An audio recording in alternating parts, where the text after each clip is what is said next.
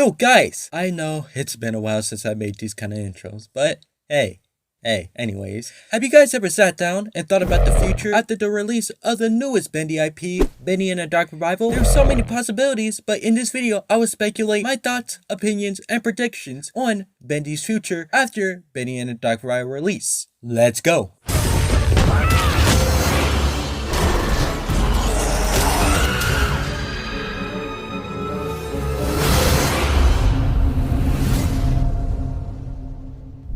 Yo, what's up guys, it's IHSGames here, and welcome back to another video. And y'all like the new intro? No? Okay. Today, we're discussing the future of the Bendy franchise after Bendy and a Dark Revival. Without further ado, let's get it.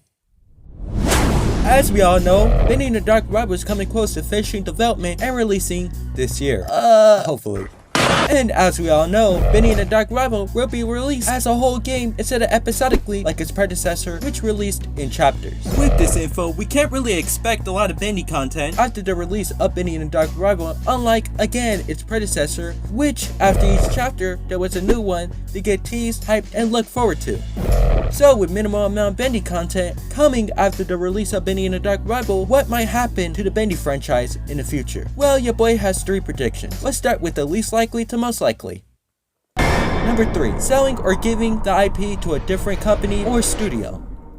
As obviously unlikely this is, it's still a possibility, and I do have evidence supporting this with the likes of the Jojo Studios, the company, the real-life company that doesn't kill people turned to ink monsters. Employees Matt Goals, Pascal Clorox, no disrespect but how you say that last name, and Gavin McCarthy tweets. There's evidence showing that Jojo Studios won't be a lasting company that will continue the Bendy franchise.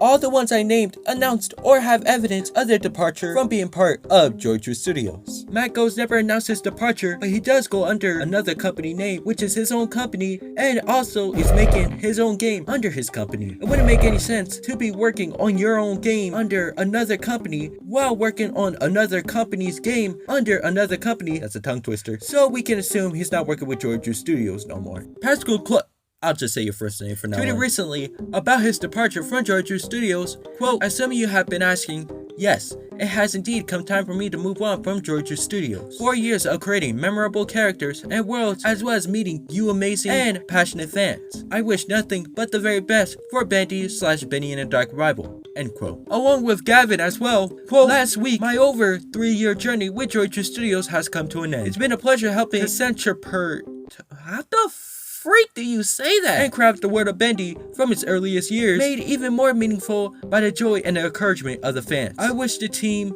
all the best." End quote. So with 3 employees departed, that leaves Ben LaCroix, if that's how you say the last name. Look, I don't know, these last names are wild. And the Meatly. Not too sure about Mike Moon. The man dipped off the face of the freaking earth. The fact that 3 major employees have or already left the team, which leaves only 2 of them remaining, should be a big old sign that shows, again, like we stated earlier, Jojo Studios won't be a lasting company that will continue the Bendy franchise. The Bendy franchise is way too huge to throw off though, so I can't imagine the Meatly allowing his IP to rot. I can imagine him selling it to a different company to continue the series, or doing something similar to what Scott Cawthon is doing with the FNAF series and giving the IP to a different studio to make.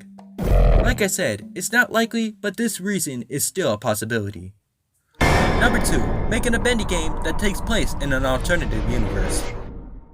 As far as another Bendy game scenes from Bendy and the Dark Revival, as we all know, Bendy and the Dark Revival was taking forever to make, so it's not surprising for such to happen again for another Bendy game. This possibility is way more likely than the one we stated earlier. Just like what Bioshock did with Bioshock Infinite, I can see the same happening with Bendy 3. I don't see Bendy's story continuing after Bendy and the Dark Revival. After we break the cycle, I don't think there's much of a threat to the point that we'll need a 3rd game based off such. A DLC can help, but a 3rd game will be a bit too extra. I don't see the Bendy franchise slowing down, so to keep Bendy going and to keep the story fresh also, I can see them doing an alternative universe kind of story that also ties in with the lore from Bendy and the Ink Machine and Bendy and the Dark Revival. Maybe it could take place in modern times, where a certain group of people go looking for Joey's old ink machine or anything that involves his diabolical schemes and accidentally awaking something evil like the ink machine, which sort of works like Pandora's box in this. Wait. No, it doesn't sound like an alternative story. You know what? Fuck it. By awakening the ink machine, it either has the ability to cause all hell for the real world, or is causing hell for the real world, or releasing ink cartoon monsters, or something alike. Either way, it'll have to be shut down and or destroyed. A story like that, or something other than continuing where Bendy and the Dark Revival left off, is a decent and interesting possibility. And for most likely, number 1, creating DLC for Bendy and the Dark Revival. This one's the most likely. Maybe as a way to keep Bendy's fire going for a little bit longer, as Bendy being a full game, unlike its predecessor, will allow the game to stay relevant for a long time.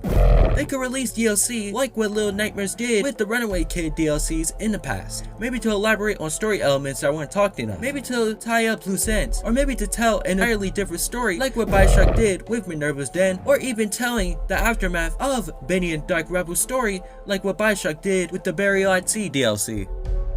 The reason why I mention BioShock a lot is because the Bendy franchise, at least from the game, take a lot of inspiration from BioShock. I mean, just look at BioShock 1 and 2. BioShock 1 takes place in a dilapidated underwater city. Bendy and the Ink Machine takes place in a dilapidated studio. BioShock 2 takes place in a more rundown version of the dilapidated underwater city, and guess what?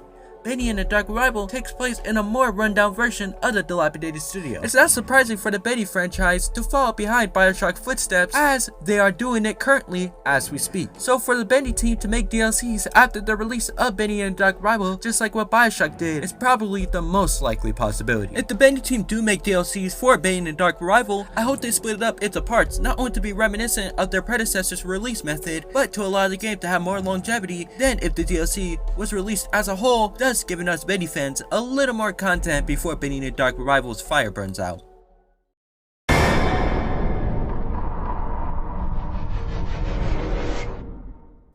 Do you guys agree with any of the reasons? What do you guys think will happen to Bendy after Bendy and the Dark Revival releases? Do you guys have any thoughts or theories? Comment below. I'll make sure to read every comment and respond to them, cause I bet 10 out of 10 there's going to be some good responses in there.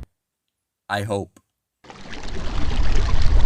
Thank you guys for watching my video. Now I know it makes no sense to make this video way before Bendy and Dark Revival comes out, but you know, it's good to speculate, and I also wanted to make this video because 414 Day is coming up. Now if you don't know what 414 Day is, well, you'll just have to wait and see. But anyways, yeah, 414 Day is coming up, and I thought it'd be relevant to bring up this topic.